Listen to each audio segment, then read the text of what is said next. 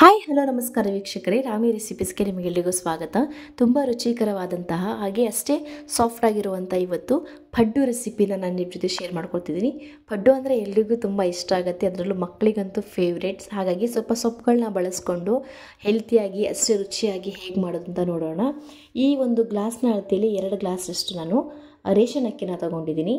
ಹಾಗೆ ಒಂದು ದೊಡ್ಡ ಟೇಬಲ್ ಸ್ಪೂನಲ್ಲಿ 1 ಟೇಬಲ್ ಸ್ಪೂನಷ್ಟು ಕಡಲೆಬೇಳೆ, 1 ಟೇಬಲ್ ಸ್ಪೂನಷ್ಟು ಉದ್ದಿನಬೇಳೆ, ಹಾಗೆ 1 ಟೇಬಲ್ ಸ್ಪೂನಷ್ಟು ಹೆಸರು ಕಾಳು ಹಾಕೋದ್ರಿಂದ ಒಂದು ಒಳ್ಳೆ ಟೇಸ್ಟ್ ಇರುತ್ತೆ. ಹಾಗೆ ಅರ್ಧ ಟೇಬಲ್ ಸ್ಪೂನಷ್ಟು ಮೆಂತೆ.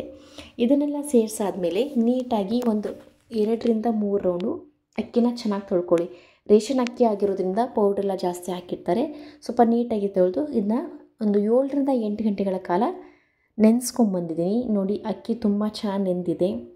ಇವಾಗ ಇನ್ನೊಂದು ರೌಂಡು ಅದೇ ನೀರಲ್ಲಿ ಚೆನ್ನಾಗಿ ತೊಳೆದು ಎಲ್ಲ ನೀರನ್ನ ತೆಗೆದು ಇಟ್ಕೊಂಡಿದ್ದೀನಿ. ಹಾಗೆ 1 ಬೌಲಷ್ಟು ಅನ್ನನ ತೊಗೊಂಡಿದ್ದೀನಿ.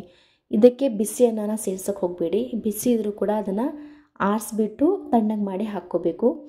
1 ಬೌಲಷ್ಟು ಅನ್ನ ಹಾಕ್ಕೊಂಡಿದ್ದೀನಿ. ಅನ್ನ ಹಾಕೋದ್ರಿಂದ ತುಂಬ ಸಾಫ್ಟಾಗಿ ಬರುತ್ತೆ. ಇಡ್ಲಿ, ದೋಸೆ, ಪಡ್ಡು ಏನೇ ಮಾಡಿ ನೀವು ಅನ್ನ ಬಳಸ್ಕೊಳ್ಳಿ. ಕೆಲವೊಬ್ಬರು ಅವಲಕ್ಕಿನ ಹಾಕ್ತಾರೆ, ಅದು ಕೂಡ ಚೆನ್ನಾಗಿ ಬರುತ್ತೆ. ಬಟ್ ಎಲ್ಲ ಟೈಮಲ್ಲೂ ಅವಲಕ್ಕಿ ಇರಲ್ಲ. ಸೊ ಅನ್ನ ಹಾಕಿ ಮಾಡೋದ್ರಿಂದ ಅಷ್ಟೇ ಚೆನ್ನಾಗಿರುತ್ತೆ.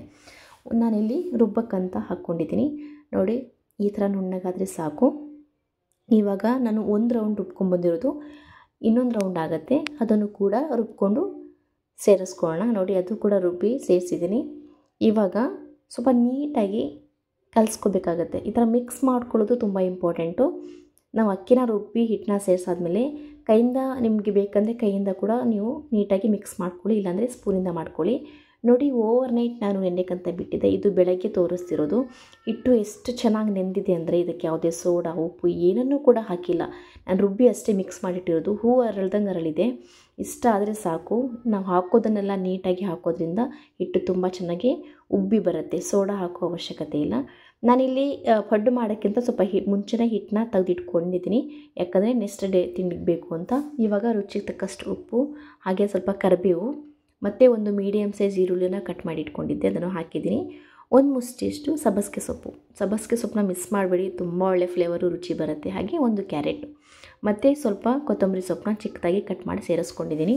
ಇದನ್ನೆಲ್ಲ ಸೇರಿಸಾದ್ಮೇಲೆ ನೀಟಾಗಿ ಮಿಕ್ಸ್ ಮಾಡಿ ಆ ಒಂದು ಸೊಪ್ಪಿನ ಫ್ಲೇವರು, ಈರುಳ್ಳಿ ಫ್ಲೇವರೆಲ್ಲ ಹಿಟ್ಟಲ್ಲಿ ಬಿಟ್ಕೋಬೇಕು. ಎಲ್ಲರಿಗೂ ಮಿಕ್ಸ್ ಮಾಡಿ ಸ್ವಲ್ಪ ಮುಚ್ಚಿಡಿ. ಹಾಗೆ ನಾನಿಲ್ಲಿ ಪಡ್ಡು ಮಾಡುವಂಥ ಒಂದು ಪ್ಯಾನ್ ಇರುತ್ತಲ್ಲ, ಅದನ್ನು ಇವಾಗ ನಾನು ಸ್ವಲ್ಪ ಎಣ್ಣೆ ಹಾಕಿ ನೀಟಾಗಿ ಮಿಕ್ಸ್ ಮಾಡ್ಕೋತಿದ್ದೀನಿ. ಯಾಕಂದರೆ ಒಂದು 3 ತಿಂಗಳಾಯಿತು ನಾನು ಪಡ್ಡು ಮಾಡಿ. ಹಾಗಾಗಿ ಈ ಒಂದು ಈರುಳ್ಳಿದೊಂದು ಒಂದೇ ಒಂದು ಲೇಯರ್ ತೊಗೊಂಡು ಇದಕ್ಕೆ ನೀಟಾಗಿ ಈ ಥರ ಸ್ವಲ್ಪ ಉಚ್ಕೊಳ್ಳಿ. ಈ ಥರ ಮಾಡೋದ್ರಿಂದ ಯಾವುದೇ ರೀತಿಯಾಗಿ ಹಿಟ್ಟು ಹಂಚಿಗೆ ಅಂಟ್ಕೊಳ್ಳಲ್ಲ, ನೀಟಾಗಿ ಪಡ್ಡು ಬರುತ್ತೆ ಅಂತ.